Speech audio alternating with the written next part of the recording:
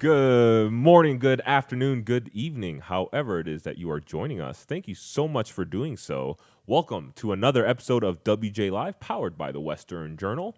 My name is Brian Chai. I am the manager of distribution operations. I just got a new title, so sorry. Great with me, start. I know. With me, I got deputy managing editor of Story, Joseph Sedian. And we have a special guest beaming in from wherever he is, WJ columnist Cameron Arkand. Mm-hmm. You got All right, it. sweet. We have got quite the variety of topics to get to. We'll be talking about the tragic shooting that was Chicago, right? Mm-hmm. Yeah, the tragic shooting in Chicago. Yikes. My brain's not working. New dad, everyone. Yeah, sorry, I have new dad brain. And we're going to be talking about the shooting in Chicago. We're going to be talking about court packing, which is something we may have to be dealing with sooner than later. And we're going to be ending our program talking about the pornographic site OnlyFans. So make sure you stick around. Joe, why don't you kick us off? Yeah, so I want to talk a little bit about a video you may have seen out of Chicago, and there's a lot of controversy surrounding it. A young kid, Adam Toledo, I believe he was 13 years old, was recently shot and killed by a police officer, and I think the usual suspects on both sides are kind of retreating back to their corners. You have the pro-police people saying, this was 100% justified, and then you have kind of the other crowd, the defund police, I would say, but also the criminal justice reform people saying, this was not justified. This kid should not have been shot. So I think I want to start by letting y'all take a look at the video and see what happens, and then we're going to talk about it a little bit.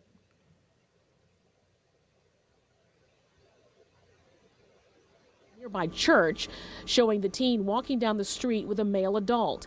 It happened around 2:30 a.m. during the early morning hours of March 29th in the city's Little Village neighborhood.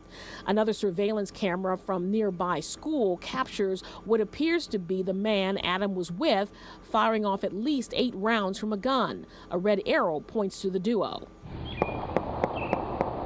In the next clip, you can see and hear the officer who shot the teen chasing him down the alley.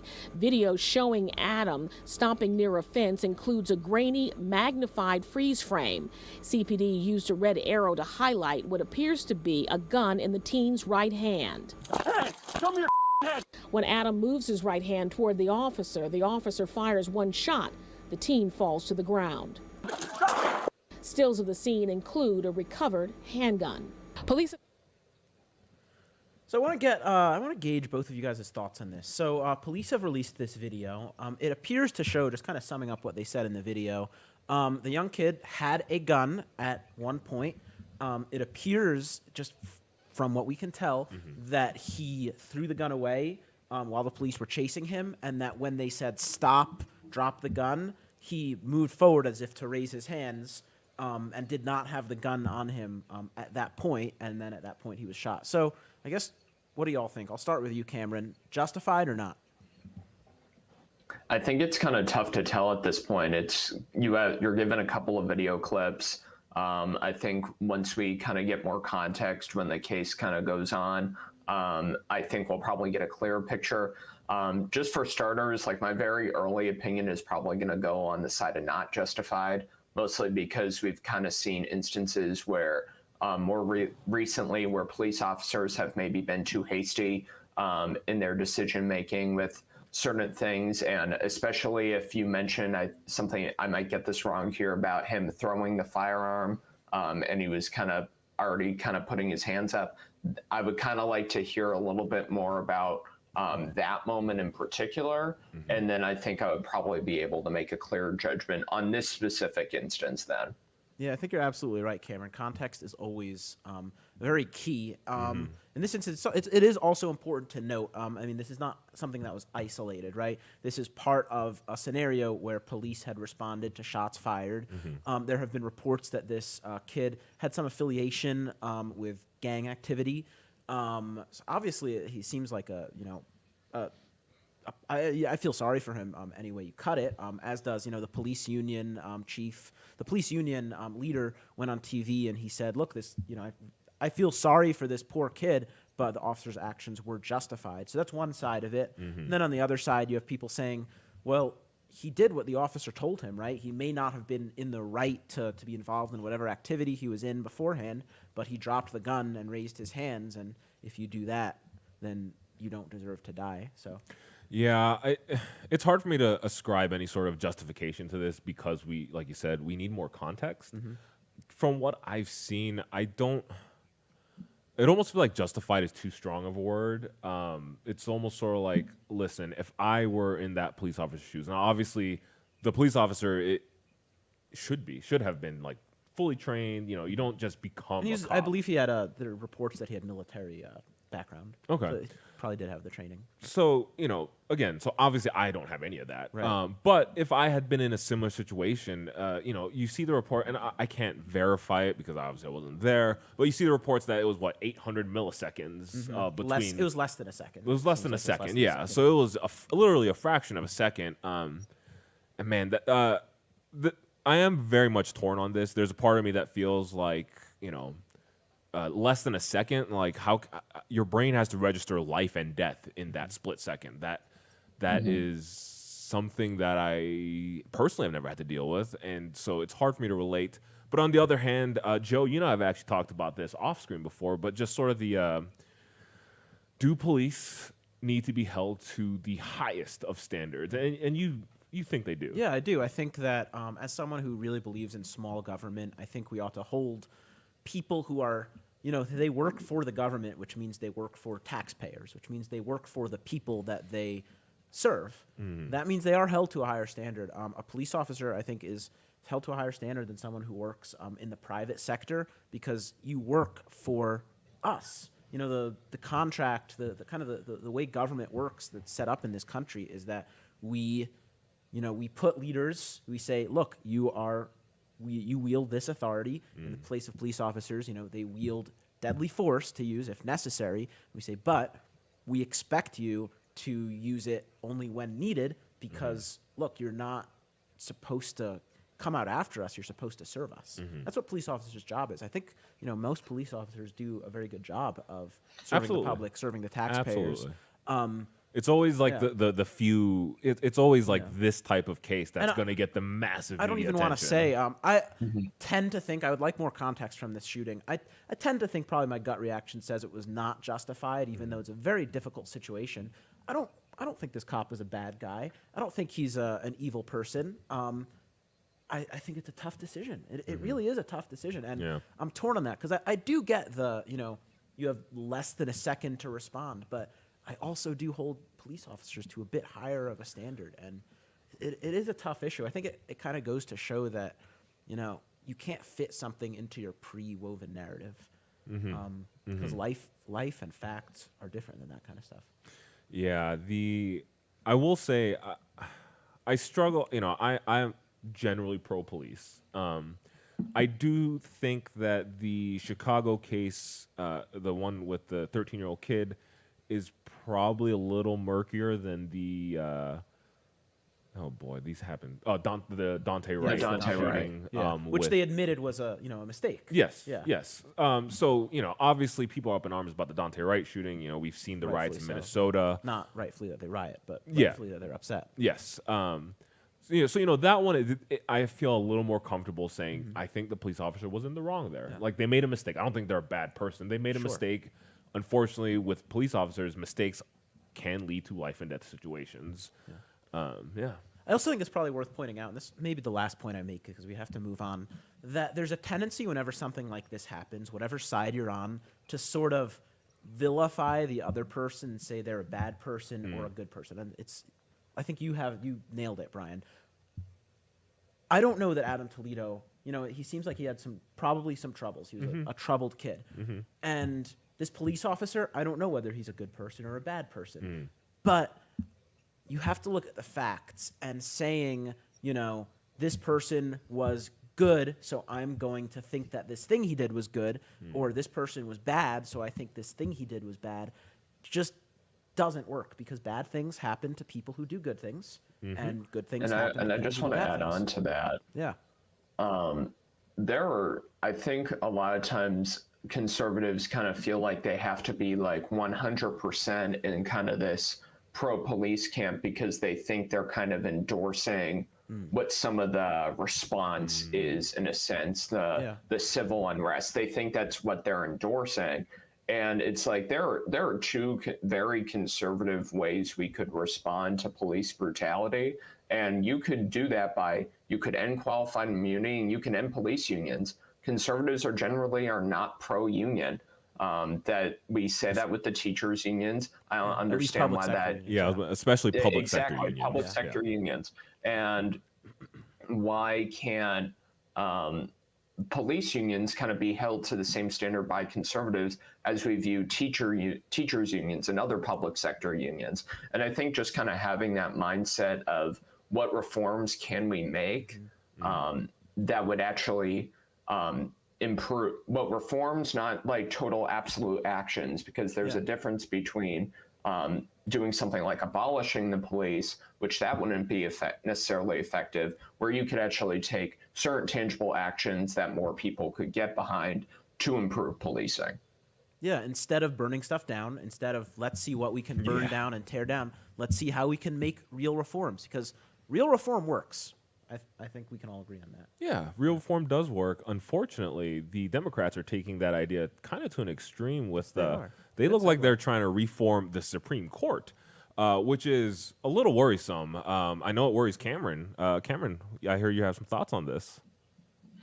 Yeah, so there was a story that came out the other day that Senator Ed Markey, he's a further left Democratic senator, him and some other Democrats introduced legislation to expand the Supreme Court from 9 justices to 13 justices.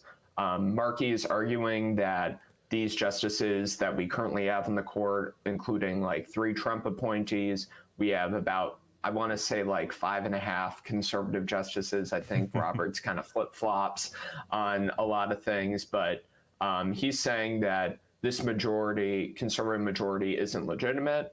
And I was reading an interesting piece on what's posted to our website by Mike Huckabee, and he was saying that the biggest solution to kind of stop legislation like this from being introduced is being mindful of who we elect to Congress.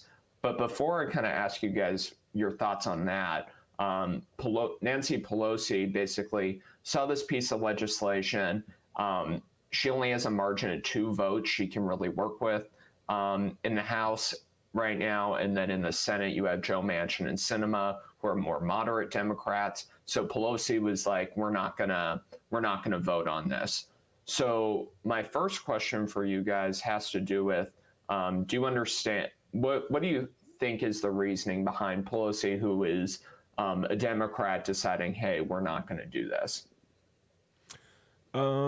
I think part of it is self-preservation. I think Pelosi realizes that this could theoretically open floodgates. Like, I mean, this is obviously like the slippery slope idiom to the extreme, but you know, this would in theory open the gate for adding a Supreme Court justice every time we change a president's political party. So I do think that's part of it. Yeah, Joe, why do you think Pelosi is anti this? I think it's part of the kind of the establishment versus the more progressive wing of the party. I don't think that Nancy Pelosi is opposed to court packing. I do think that kind of the way that Democrats, the establishment wing of Democrats have said they're going to go about this is, you know, President Biden signed an executive order this week that will establish sort of a commission to look into a bunch of so-called reforms, including court packing, you know, expanding the Supreme Court. And I think that probably in Pelosi's mind, the right and proper way to go about this would be to wait the 6 months to see what the committee said or the commission says, and then go from there so that they can say, look, we went about this the right way, we did our due diligence, blah, blah, blah, instead of supporting a bill that would do that right now. So I think it is self-preservation. I mean, it is. You know, they're trying to, you know, not make it look like they are rushing into anything. No.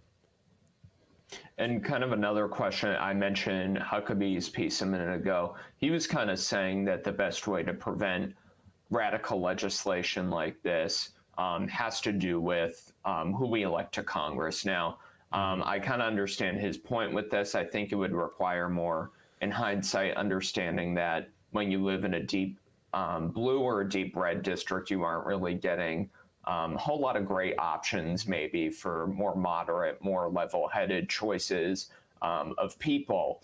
But what do you guys kind of think about his big takeaway from this?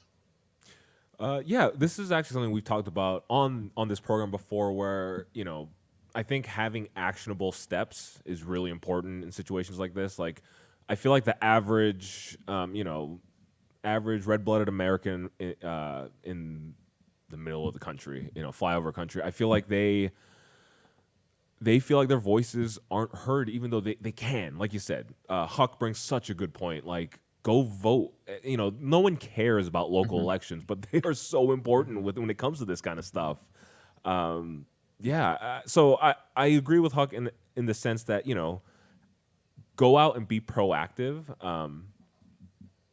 But yeah, go ahead. Yeah, I think I agree with that as well. I think going back to what you were saying, Cameron, how if you live in a deep blue district or a deep red district, there's only so much you can do. Then let's reform the redistricting process and gerrymandering, because I think it is broken right now on both sides. So let's reform it so that people aren't just drawing districts that will be Republican or drawing districts that will be Democratic. Beyond that, I think I do agree with Huckabee's point, because when you kind of saw this during the Obama term and during the first couple of years of President Trump's term, when you just lob pot shots at each other and when you sort of open the doors for this kind of stuff, in this case, the filibuster, right?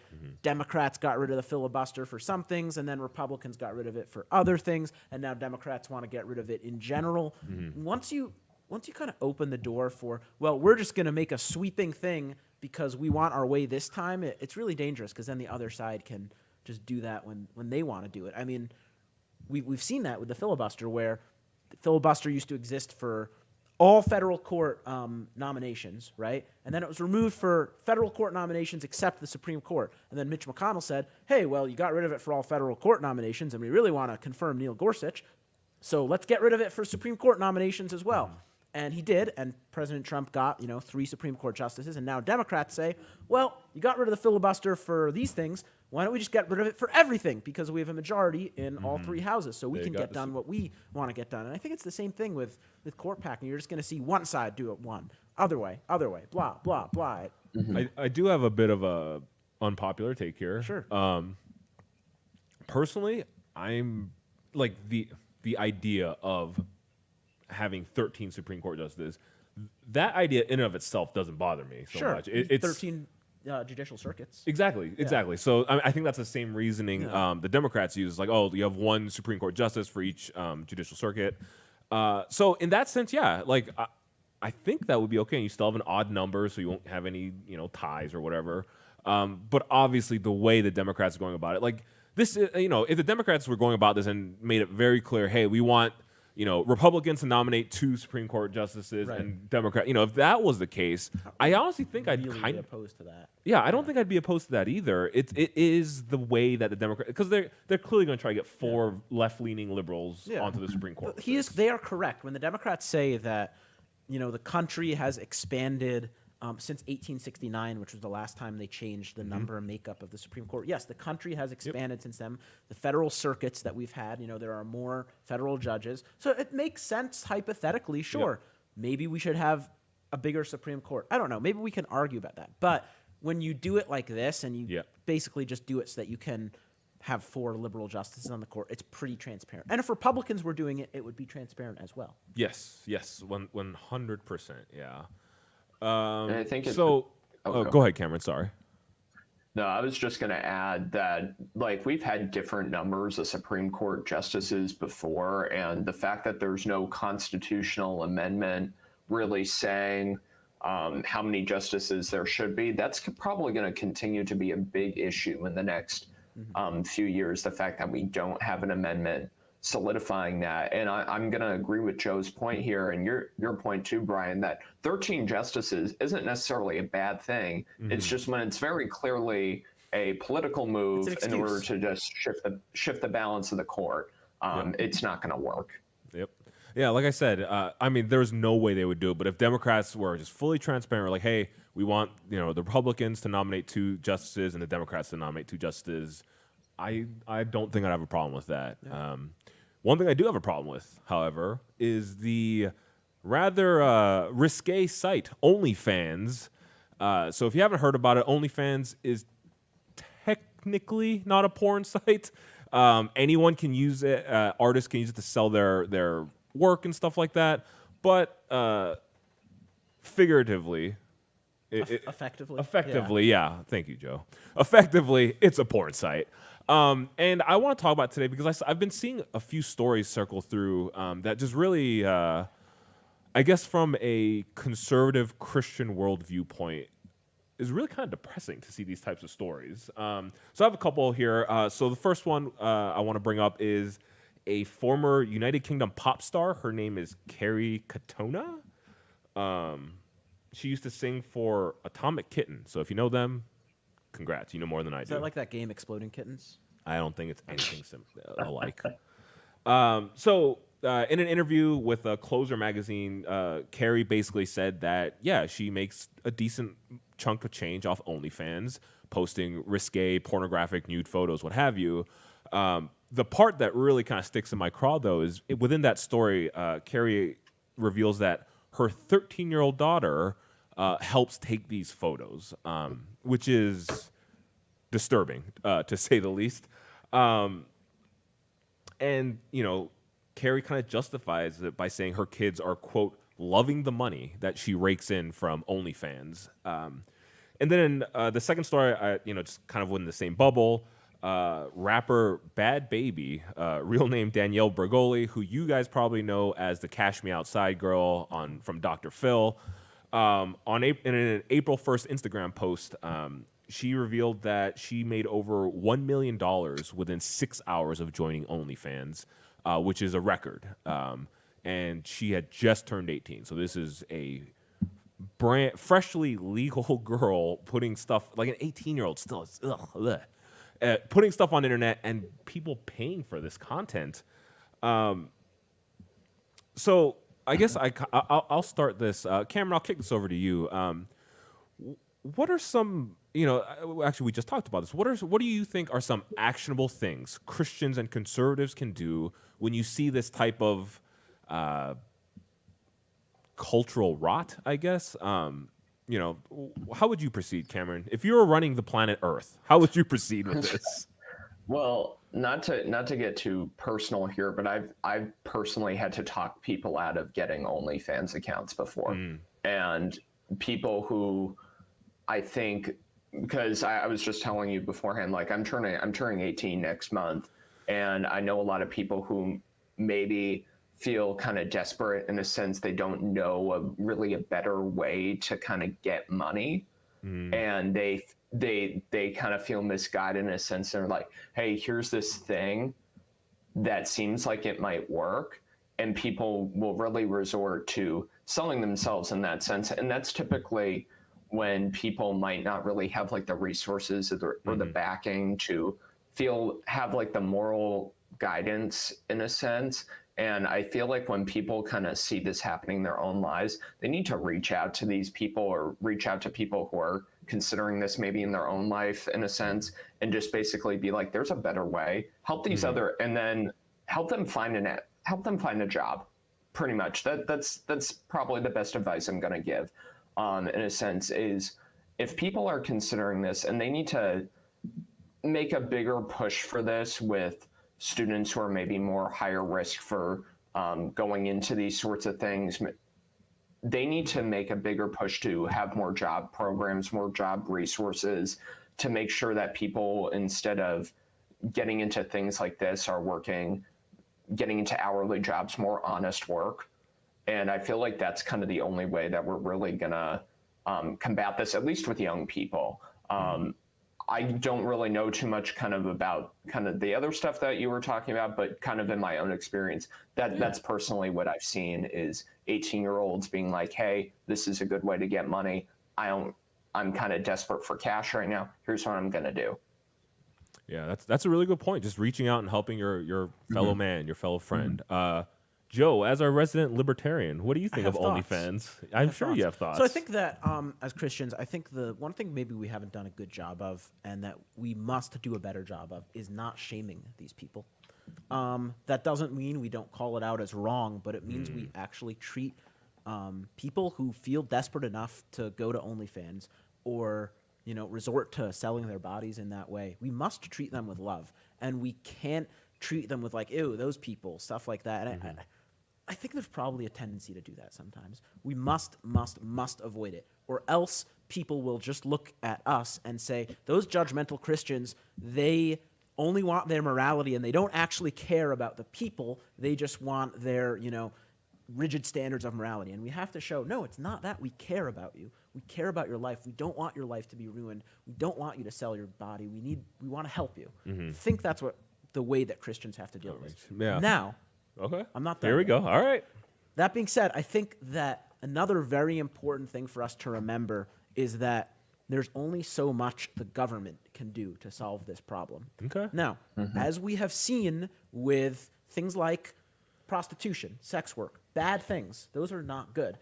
But when the government tries to get involved, I would posit that it just drives abused, victimized women to more seedy underground elements in order for them to do the same thing, except work with bad people to do it.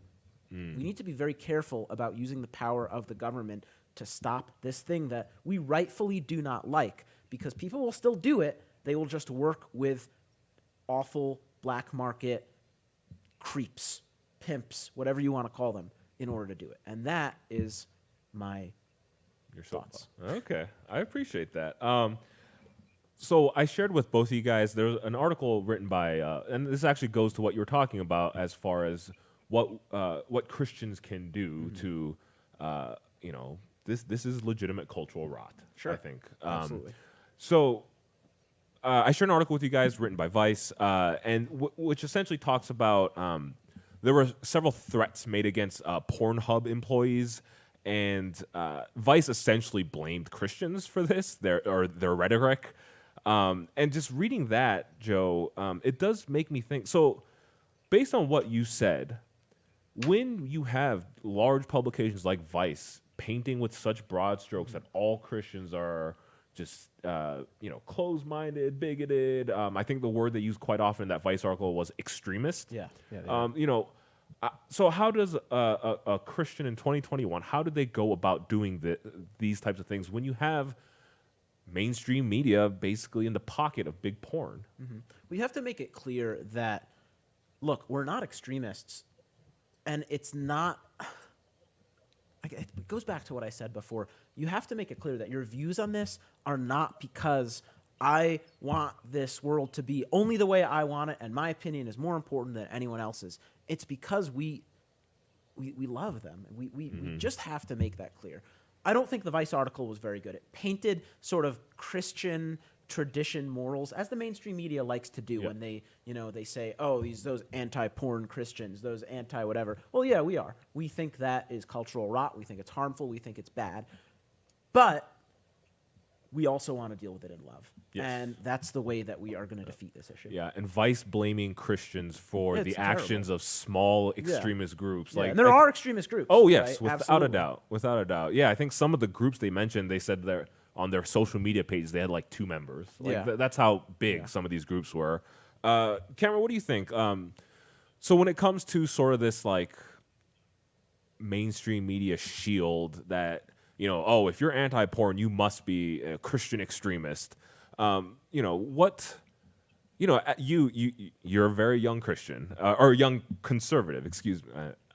So as a conservative, like, what do you do when you see that from these mainstream media? Like, how do you shield your own mind and soul? How do you shield the minds and souls of your loved ones? Like, how do you go about handling this largely pro-porn media landscape that we live in?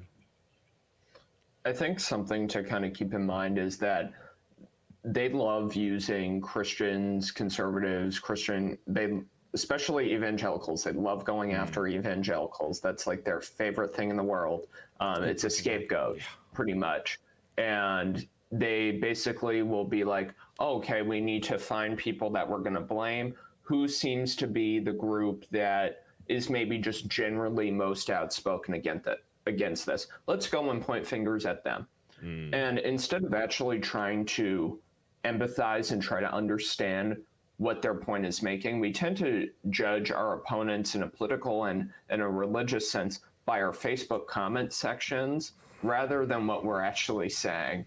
And I feel like when you kind of make that judgment based on the people who maybe aren't really thinking everything through with the point that they're making, as opposed to looking at the people who are truly meaning what they say and really putting some thought into it, that's kind of what gives the media cover for these kinds of stories, and it gives all media cover in a sense. Like we can blame the left, we can blame the right all day for kind of different issues, but if you aren't judging by what people looking at the argument and trying to empathize with it before making a criticism, then you're not going to get a full picture of the issue. That's a really good point. You are wise beyond your years, Cameron. That is a very good point. Joe, unless you have any more thoughts, I think we've talked enough about porn. Yeah. So with that, guys, thank you so much for joining us for another episode of WJ Live, powered by the Western Journal. You can catch us every Monday, Wednesday, and Friday at 5 p.m. Eastern, 2 p.m. Pacific. And you could actually help us out a little bit too, guys. So the first way you can help us out, go ahead and check out westernjournal.com/newsletter. When you go there, you can pick from different choices, I guess. There's one specifically for WJ Live. That way you'll know. You will get straight to your email when a new episode is live. You can hear more from people like myself and Cameron. Maybe not so much Joe. So that's one way you can help us. Another way you can help us, if you are watching us on YouTube, please go to you can also listen to, or please go to your preferred podcast subscription network. You can listen to us there as well. While you're there, whether it's Apple Podcasts, Spotify, what have you, please leave us a 5-star review. That'd be a big, big help. And last but not least, if you're already listening to us on the podcast, make sure to check us out on youtube.com/WJ Live. You can help us out. Click the subscribe button as well as the bell. That way you'll be notified every time a new episode goes live. And yeah, thank you so much for joining us today. Hope you guys have a wonderful weekend, and we will catch you all on Monday. Thanks a lot, guys. Exposition, which is essentially a world fair. Bye-bye. So, time to go. And she was also historic.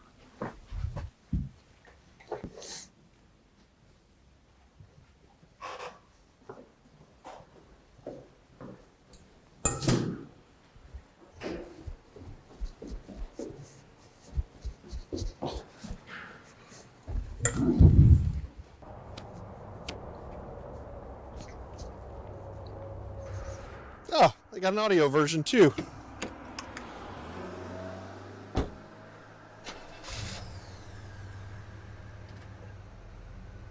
And she was also historic for being the first kind of living trademark of the advertising world. So